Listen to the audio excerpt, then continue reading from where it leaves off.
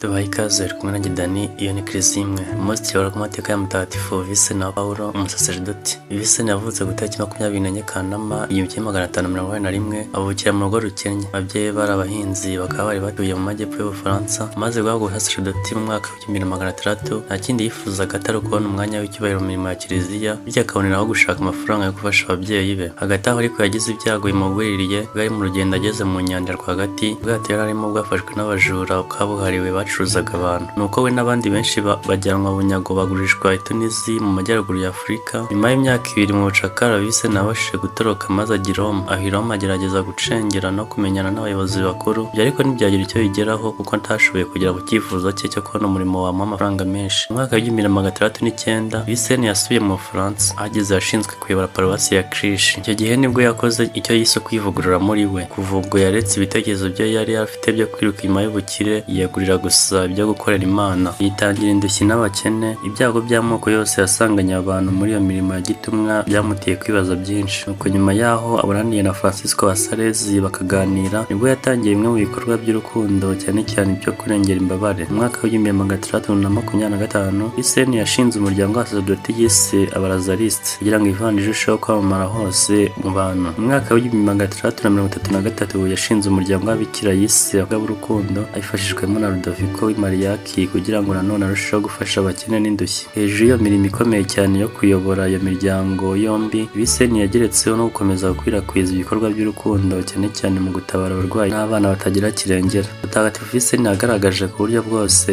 mu bantu, bwatumye umwami Ludovico wa 13 wamugiriye icyizere n'icyubahiro gikomeye, amugira umoniye w'ingabo zirwanisha amato y'intambara. Ariko rero mu myaka ya nyuma y'ubuzima bwe, Vincent yakunze kurwaragurika cyane. Yapfuye amaze kugera mu zabukuru, agwa i Paris ya 27 Nzeri 1660 mu rugo rwa Padiri Abazaliste, urugo rwe yari yaratuye Nyagasani. Mu mwaka w'1883, Papa ari we yamugize umurinzi w'ibikorwa by'urukundo ku isi hose. Tumwizihiza ku itariki 27 Nzeri. Mutagatifu Vincent na Pawulo, udusabire.